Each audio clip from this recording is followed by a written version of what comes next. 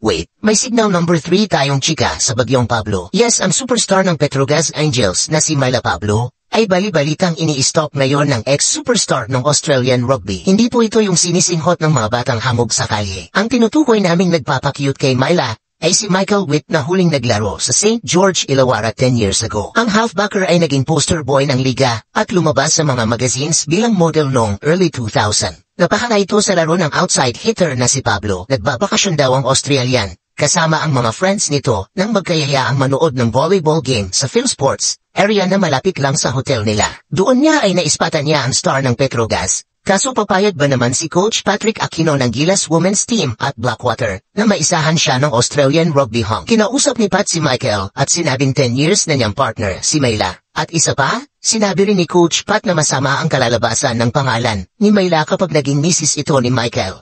#joke lang #Mrs. Myla Witt.